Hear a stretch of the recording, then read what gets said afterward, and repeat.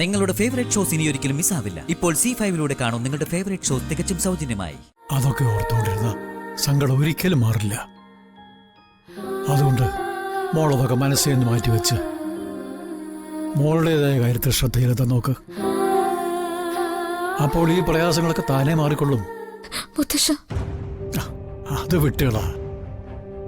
അവൻ ചെയ്ത പാപത്തിന്റെ ശിക്ഷ അവന് ദൈവം കൊടുത്തോളൂ. എന്തായാലും എനിക്ക് ആപത്തൊന്നും പറ്റിയില്ലല്ലോ.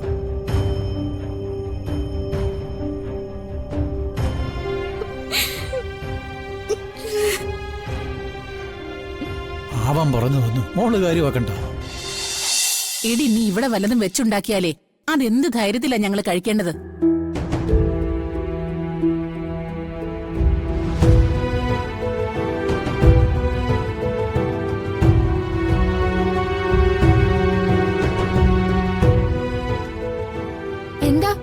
എന്താ ഇവിടെ? എന്താ ഒരു ഒച്ചപ്പാടും ബഹളവും? എന്താ ചെറിയമ്മേ, എന്താ ഇഷ്യൂ? എടി, നീ ഇത് കാണുന്നില്ലേ? ഇവള് കിച്ചണിൽ കയറി ചായ ഉണ്ടാക്കിയത്. അതിനെന്താ കുഴപ്പം? കുഴപ്പമൊന്നുമില്ലേ? എടി, ഇവള് ഋഷിയുടെ മരണ ദൂതുവായി ഈ വീട്ടിലേക്ക് കയറി വന്നവളാ.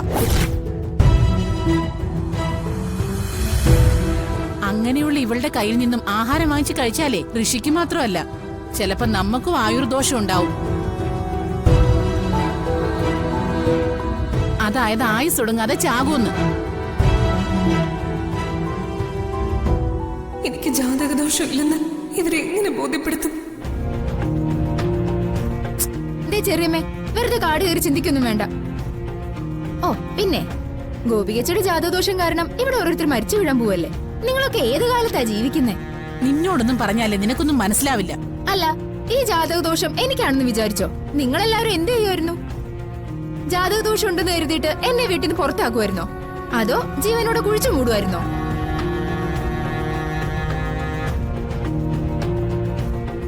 ഇതൊക്കെ വിധിയാ. ഈ ജാതകദോഷം ഗോപികച്ച് മനഃപൂർവ്വം ക്ഷണിച്ചു വരുത്തിയൊന്നുമല്ലല്ലോ.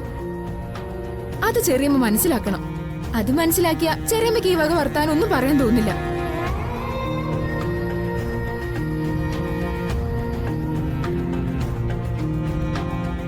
ഈ ഉള്ളിലെ പേടിയൊക്കെ കളഞ്ഞ് ചെറിയമ്മ ചായ കുടിക്കാൻ നോക്ക്.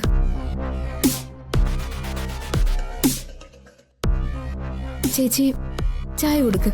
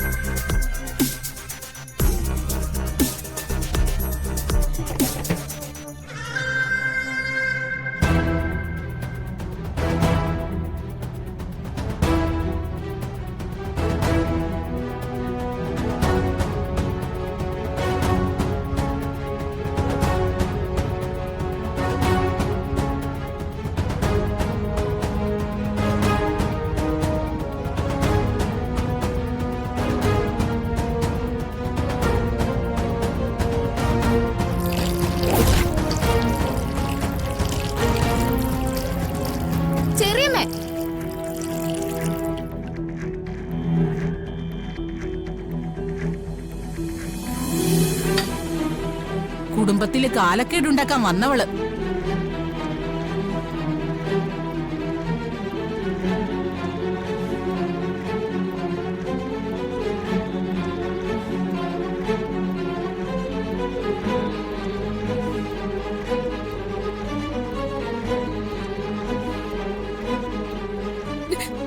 ചേച്ചി, ഇതൊന്നും കണ്ടും കേട്ടും ചേച്ചി വിഷമിക്കണ്ട. തലയ്ക്ക് മുകളിൽ വെള്ളം കേറിയ അതിന്റെ മുകളിൽ വഞ്ചി ഓടിച്ച് കളിക്കണം. ചേച്ചി ധൈര്യമായിട്ടിരിക്കും. ഇവിടെ ചേച്ചിയോടൊപ്പം ഞാനും ഋഷേട്ടനും ഉണ്ട്.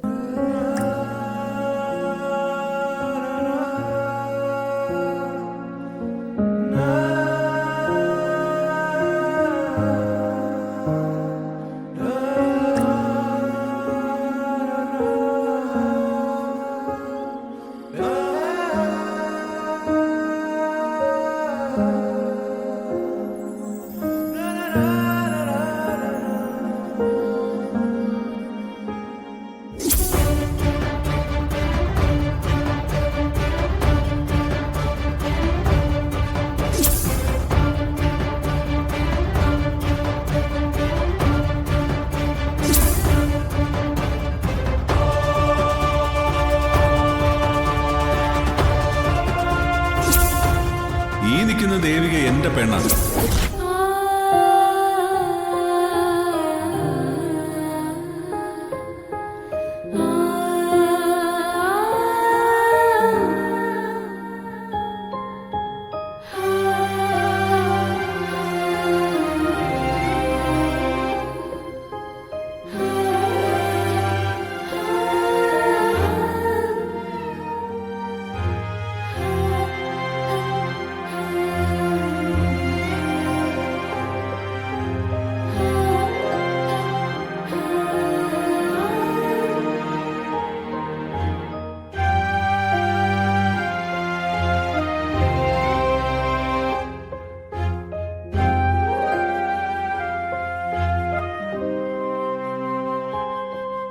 മോളെ, വിഷമം ഇനിയും മാറിയില്ല അല്ലേ? മുത്തശ്ശ, അതൊക്കെ ഓർത്തുകൊണ്ടിരുന്ന സങ്കടം ഒരിക്കലും മാറില്ല. അതുകൊണ്ട് മോളതൊക്കെ മനസ്സിൽ നിന്ന് മാറ്റിവെച്ച് മോളുടേതായ കാര്യത്തിൽ ശ്രദ്ധ ചെലുത്താൻ നോക്ക്. അപ്പോൾ ഈ പ്രയാസങ്ങളൊക്കെ താനേ മാറിക്കൊള്ളും. മുത്തശ്ശ, അത് വിട്ടുകളാ. അവൻ ചെയ്ത പാപത്തിന്റെ ശിക്ഷ അവന് ദൈവം കൊടുത്തോളൂ. എന്തായാലും എനിക്ക് ആപത്തൊന്നും പറ്റിയില്ലല്ലോ.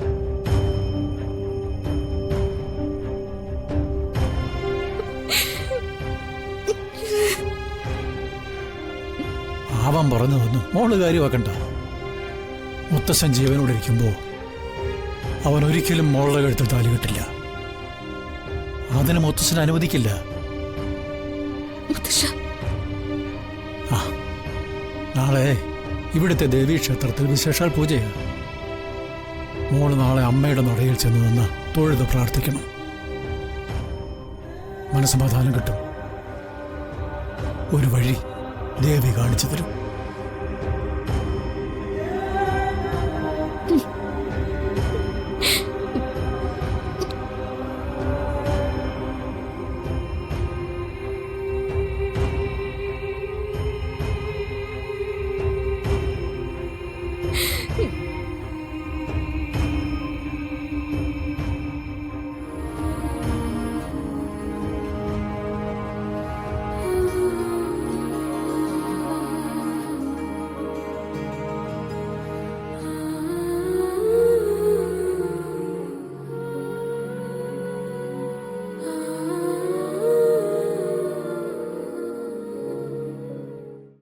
ഡൗൺലോഡ് ചെയ്യൂ C5 ആപ്പ്. കാണൂ എല്ലാ എപ്പിസോഡുകളും സൗജന്യമായി.